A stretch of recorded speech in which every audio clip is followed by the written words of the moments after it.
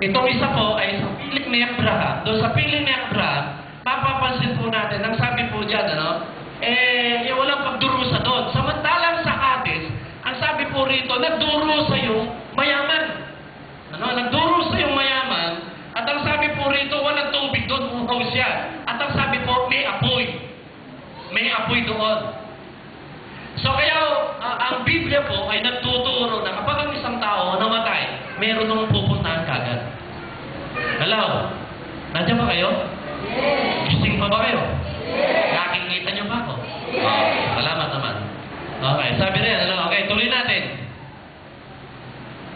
And then ang sabi diyan, ngunit sinabi sa kanya ni Abraham, anak, alalahanin mong nagpasasaka sa buhay sa ibabaw ng lupa.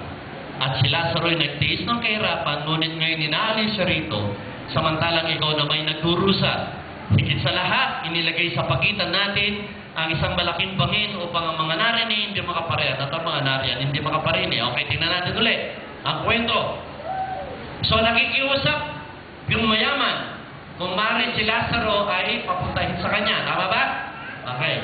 Pero sagot ni Abraham, sinabi sa kanya ni Abraham, anak, tinawag na anak, alalahanin mong nagpasasaka sa buhay sa ibabaw ng lupa. Sabi ni Abraham, isipin mo, nung nasa lupa ka, kumakain ka ng lechon, kumakain ka ng fried chicken, kumakain ka ng sumpo, ang lahat ng pagkain, kasi araw-araw sagana ka eh. Araw-araw sagana ka. Pero ngayon, si Lazaro naman, sabi rito, ngunit, at si Lazaro ay nagtihis ng kahirapan. Parang sinabi ni alam niyo kung bakit? Bakit yung mayaman napunta sa Hades? Kasi nung si Lazaro ay namumulot ng mumo, nalalaglag eh. Alam niyo kung bakit? Hindi kasi binigyan ng plato nung mayaman si Lazaro. Ano? Yung mga kumakain siya, nakita si Lazaro, parang ano pa eh, parang inaasar pa si Lazaro. Sabi,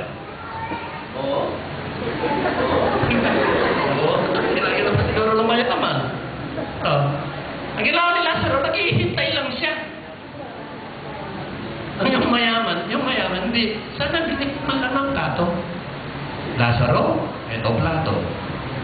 Nilagyan ng pagkain, hindi binigyan ng plato. Kaya pagka kayo kumakain, at meron kayo nakikitang wala pagkain, bigyan ng plato. Ito kanin. Okay. Ayun, sabi, nagtisang kahirapan. Ngunit ngayon, inaaliw siya rito, samantalang ikaw naman, nagdurusa. Pansinin natin yung mga dalawang lugar. Doon sa lugar ni Lazaro, sabi doon, inaaliw. Ibig sabihin, masaya. Tama ba? Kaya dito sa church natin, yung pagsamba natin, masaya. Hello? Hindi yung pagsamba natin nakikipaglibing. Naintindihan nyo ba? Kaya nga, si Lord kasi gusto niya masaya. Ayaw niya yung nakasimangot tayo, ayaw niya yung parang banal na banal tayo. Ayaw ni Lord ng ganon. Kaya sabi ni Pablo, rejoice in the Lord always, and again I say rejoice. Alam niyo, sa lumang tipan, ang sabi niya, patugtugin niyo ang inyong pongkang, magsayaw kayo, ang sabi ng Psalms 150, yung tambol, patugtugin niyo, sabi ng Panginoon. Ganun ang Ganun kaya doon sa langit, masaya doon. Hello? Masaya doon. Ang sabi diyan, inaaliw si Lazaro.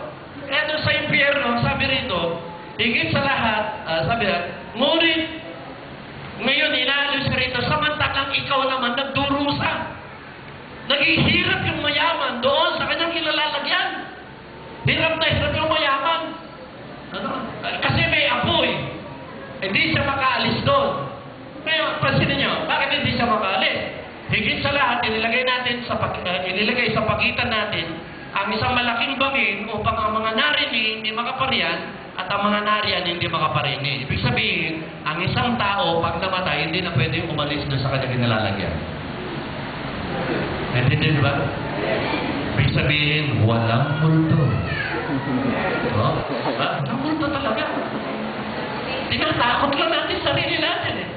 At minsan, natakot na tayo sa multo, pero ang gusto pa natin panoorin, yung mga shake, rattle, and roll pa, gusto natin mga horror.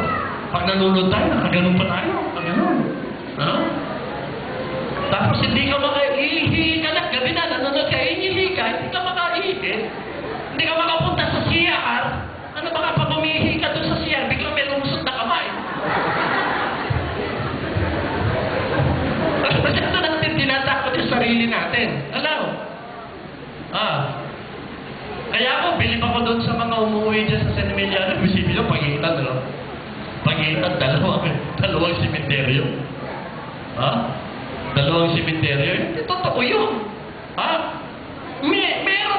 Merong multo, pero hindi siya ron. Alam niyo kung sino yun? Tanong sa katabi mo, alam mo kung sino yun? Demonyo. Demonyo. Bakit? Kasi ganito yun eh, no? Ito, makinig kayong mabuti. Ang isang bata, nung mamatay si Jesus sa krus ng Kalbaryo, ang kasalanan natin pinatawad na. Yung minanang kasalanan natin pinatawad na.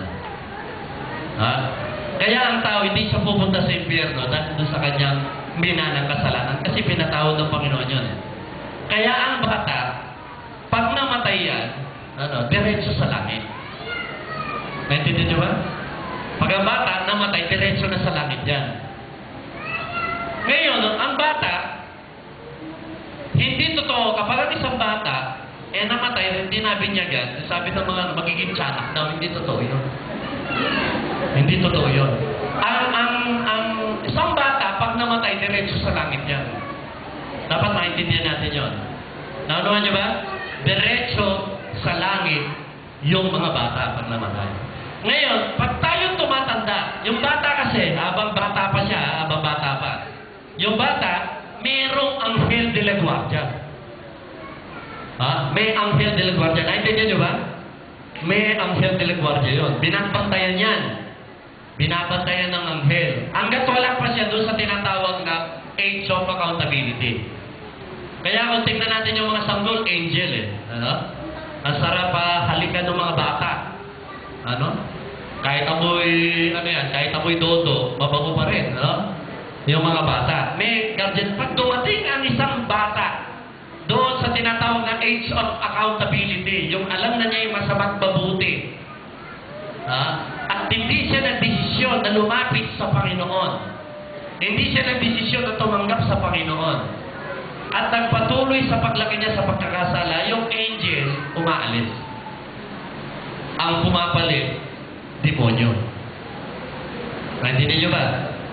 Ngayon, dahil itong demonyong ito, binabantayan kasi sabi ng mga psychologist, mga 7 taon hanggang 12 taon. Yung bata, naalam niya masamang mabuti. Mga 7 taon hanggang 12 taon.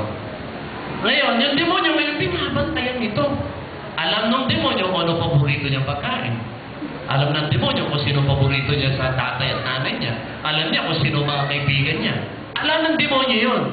Ngayon, lumaki itong batang ito, naging matanda, binabantayan siya ng demonyo. Pag namatay, itong bata na naging matanda, pag namatay yan, okay, katulad ni nung mayaman, pag namatay yan, iiwanan na ng demonyo. Okay, naintindihan niyo ba ako? Pupunta na siya doon sa Hades.